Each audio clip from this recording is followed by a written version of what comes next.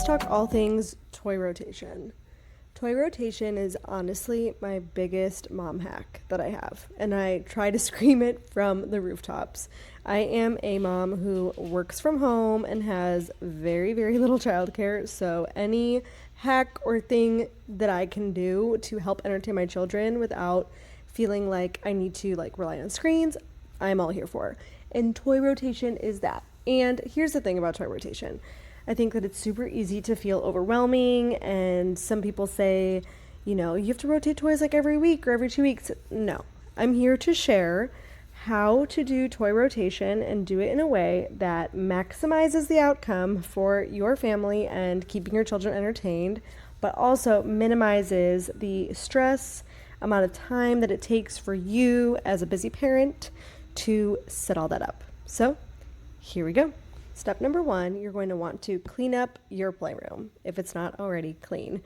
We like to obviously clean our playroom every night, but realistically it does not always happen. So today it was not a day that our playroom was clean, but step 1 was making sure I gathered all the pieces of puzzles and put everything kind of away to make sure that when I'm rotating items out, they're not rotated out missing pieces, because that just causes a whole lot more stress later on when you don't know when you lost something, you can't find it, or you rotated things out and then you rotated new toys in and then you find random pieces. It just, don't underestimate the power of cleaning up and making sure you have everything organized before you rotate them out. Pro tip. All right, then pro tip number 2, I rotate toys about once a month. This way I can really be intentional with my time, and I don't feel overwhelmed or like every week or every 2 weeks I have to spend X amount of time rotating my toys out. And that being said, about every other time I rotate the books out. So just because you're rotating toys doesn't mean you need to swap out every single item that you currently have in your playroom with new items that are put away in a closet or put away in a bin. That is something that I wish I knew earlier on. I felt like I just had to totally redo everything, and that's not the case. Do what feels manageable. If that means you're only rotating the toys and then every other time you're rotating books, or vice versa, or whatever it is, that is okay. Or you're only rotating like half the toys, that's okay. Do what works for you and find a routine that works for your family. Tip number 3, some fun ways to also feel less overwhelmed by just the overwhelming feeling that toy rotation can cause, because it's just a lot happening. You can think of it in terms of themes. Like right now it's fall. It's kind of like school themed. So I really tried to rotate items that kind of fit into that theme, or seasonal things, right? So the books had to do with like going back to school or learning, like numbers or school subject books, like different things like that. Stories about going to school. My son loves vehicles, and I try to always have some sort of vehicle out for him without having every single one of his cars out, even though he would absolutely love that.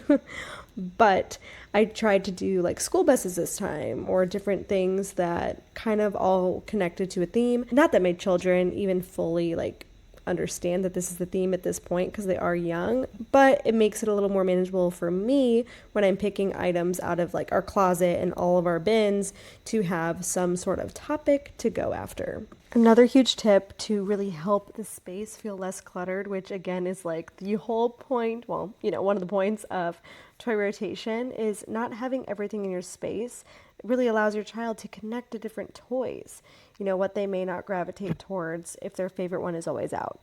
So getting them to learn new things and explore new interests is key and one of the main points of toy rotation. But along with that, a space-saving hack that I love is being able to rotate out those bigger items.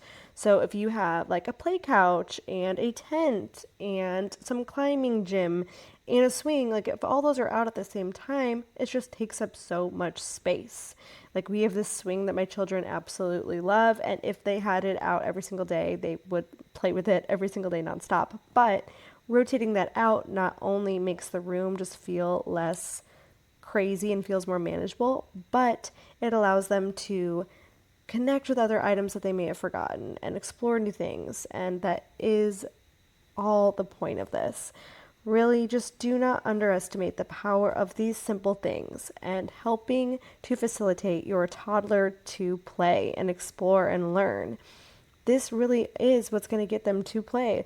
I rotate these toys out, and no joke, the next day and for multiple